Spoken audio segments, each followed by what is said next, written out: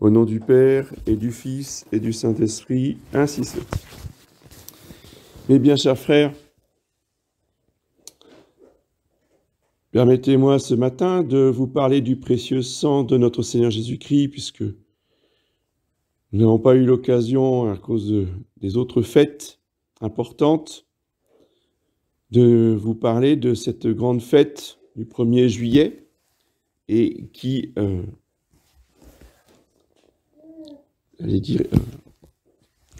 irradie sur tout le mois, puisque le mois de juillet est le mois consacré à la dévotion au précieux sang, exactement comme le mois de juin est consacré à la dévotion au Sacré-Cœur, comme le mois de mai est consacré à la dévotion à la Sainte Vierge. Ce qui ne veut pas dire, je réponds à des demandes qui m'ont été faites, évidemment, et c'est normal au début, quand on n'a pas l'habitude, alors on croit qu'au mois de juillet, c'est fini, on ne prie plus jamais le Sacré-Cœur, vous voyez, on prie uniquement le précieux sang, et on oublie... Non, c'est pas comme ça que ça fonctionne. La dévotion au précieux sang est une dévotion, si vous voulez, principale, qui doit quand même être plus présente pendant le mois de juillet. Faire l'effort, par exemple, si on n'a pas l'habitude de réciter les litanies du précieux sang, on récite les litanies du précieux sang, spécialement au mois de juillet, ce qui n'interdit pas de les réciter dans l'année. Et au mois de juillet, il n'est pas interdit de dire les litanies du Sacré-Cœur ou de méditer sur le Sacré-Cœur, on est bien d'accord. Simplement, il est bon, même si on médite sur le Sacré-Cœur, par exemple, on va méditer sur le précieux sang qui sort du côté de Jésus, qui sort du Sacré-Cœur, pour justement faire un lien avec cela. Après, si vous voulez méditer, je ne sais pas moi, un épisode de la Passion, l'agonie, il y a le précieux sang. La flagellation, il y a le précieux sang, etc., etc. Bref, il faut trouver, si vous voulez, un lien avec le précieux sang pour nourrir notre dévotion envers ce sang si précieux qui est le prix de notre salut. Cette dévotion, qui évidemment est centrale puisque notre Seigneur a voulu nous sauver par son sang répandu sur la croix, doit être englobée dans toute la spiritualité, dans toute notre religion, et comprendre que ce mystère du précieux sang est central dans l'histoire de l'humanité. Pas simplement, si vous voulez, pour nous, les catholiques à la messe. Non, non. Le précieux sang de notre Seigneur est central, je l'ai dit, pour toute l'humanité. C'est-à-dire, depuis Adam jusqu'à la fin du monde. Et si c'est central, ça veut dire que ça concerne tous les hommes. Tous les hommes n'adorent pas le précieux sang de Jésus-Christ. Mais tous les hommes se positionnent par rapport à ce mystère du précieux sang de notre Seigneur Jésus-Christ.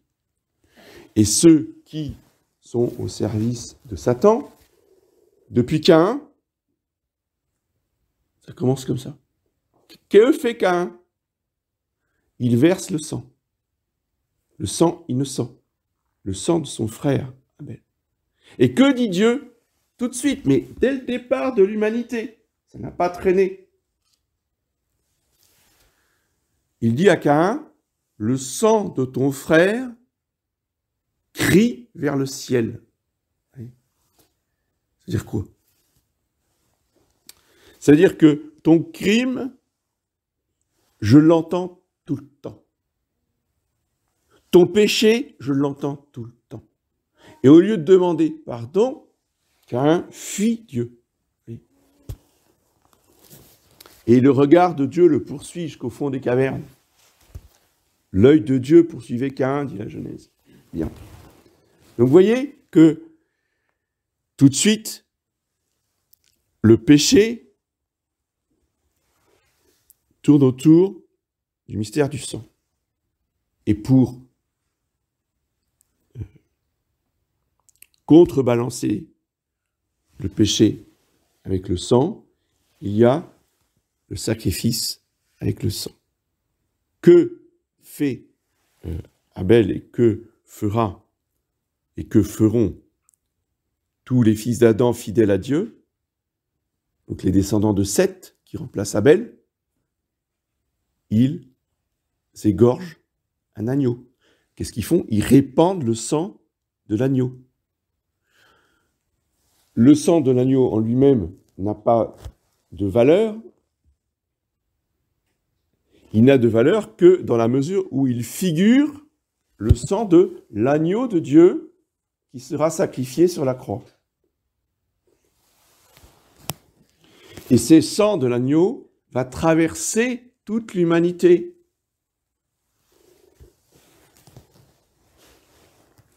Au moment de la grande révélation de la religion qu'on a appelée mosaïque, parce qu'elle a été révélée à Moïse, tout le temple, toutes les cérémonies du temple vont tourner autour de ce sacrifice de l'agneau, de ce sang répandu.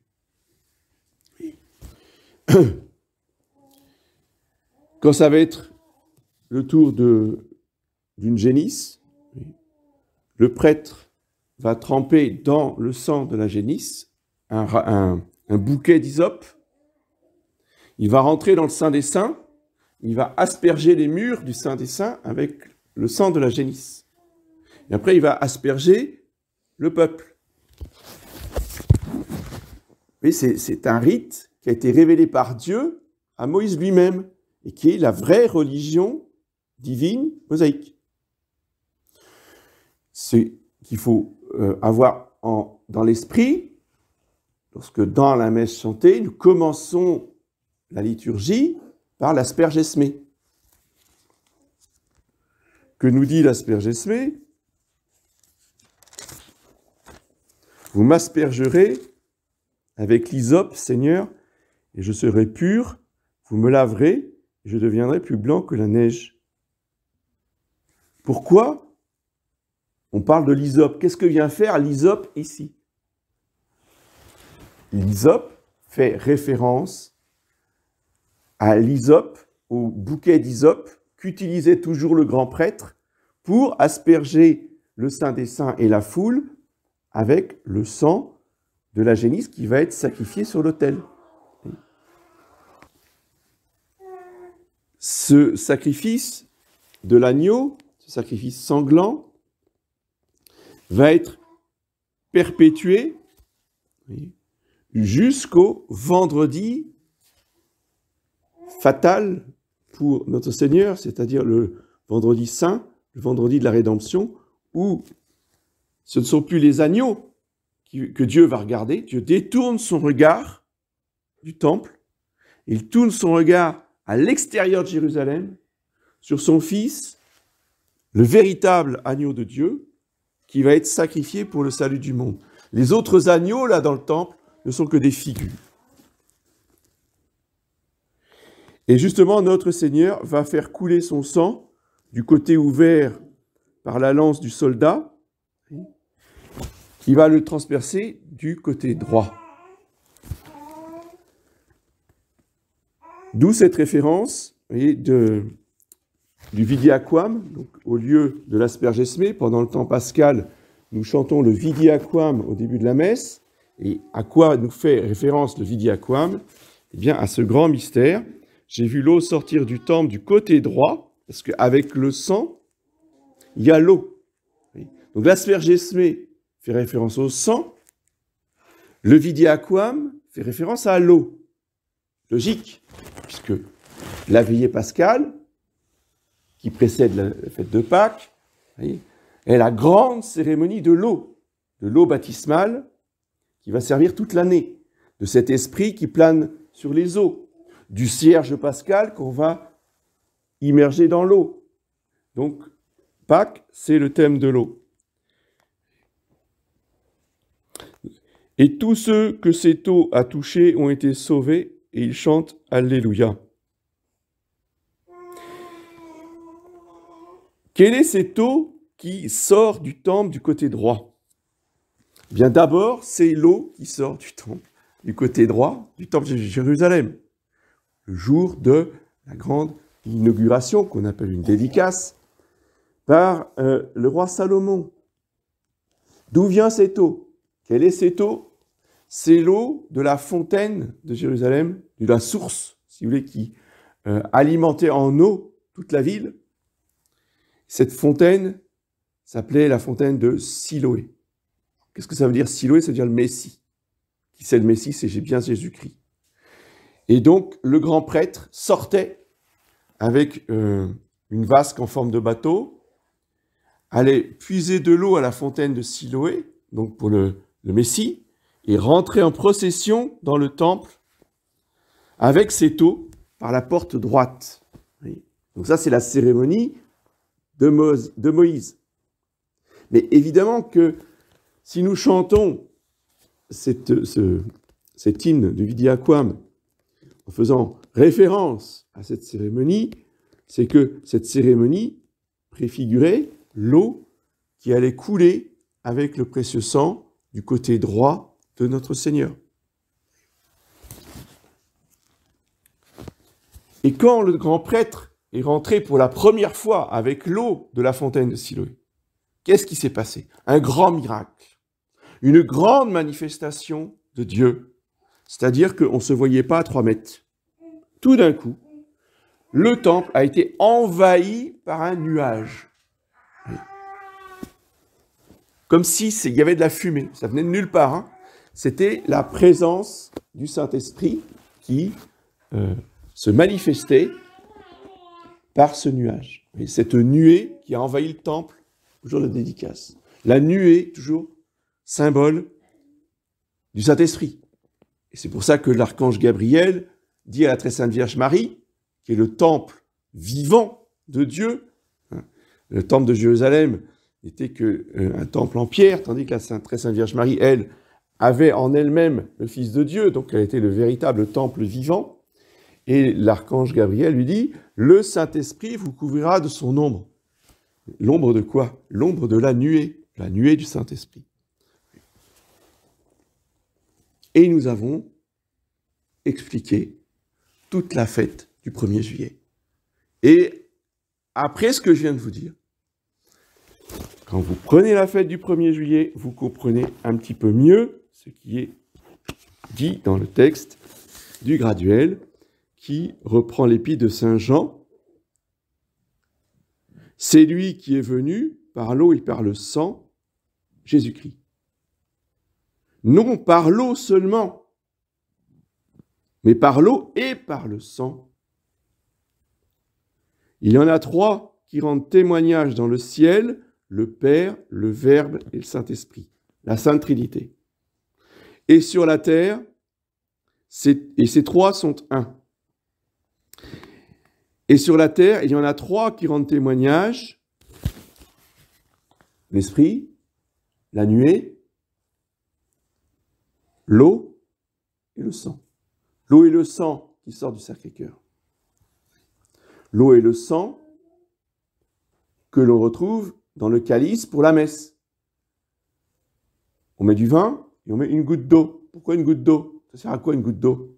Parce que du côté droit de Jésus-Christ crucifié est sorti du sang et de l'eau. Donc, à la messe, il y a du vin et de l'eau pour être transformé dans le précieux sang de notre Seigneur. Ce très précieux sang nous a gagné des mérites infinis. C'est le trésor de l'Église catholique et de nulle autre Église, et de nulle autre secte et de nulle autre religion. Le trésor est infini, il est pour nous. Notre Seigneur nous l'a donné, à nous d'en disposer. C'est ça la dévotion au précieux sang. Puisque le précieux sang nous appartient. Il est à nous. Alors qu'est-ce qu'on en fait? On met dans un coin, on l'oublie. Pourquoi ça n'a pas de valeur? Si on l'oublie, si on l'offre jamais, si on le donne jamais, c'est-à-dire que ça n'a aucune valeur. Or, je viens de vous dire, il a une valeur infinie. Alors qu'est-ce qu'on en fait? Eh bien, on l'offre au Père en rémission de nos péchés, des péchés de notre famille, des péchés de la France, des péchés du monde entier, de nos défunts aussi, pour que les âmes du purgatoire puissent être délivrées et aller plus vite au ciel. Le précieux sang, ça sert à ça, à nous de l'utiliser. Si nous ne l'utilisons pas, eh bien, nous serons responsables. Nous devrons rendre compte, justement, des âmes que nous n'avons pas sauvées en n'offrant pas le précieux sang. Donc, à partir d'aujourd'hui, demandons à la très sainte Vierge Marie de nous éclairer sur l'importance d'offrir tous les jours le très précieux sang de notre Seigneur en rémission de nos péchés. Au nom du Père et du Fils.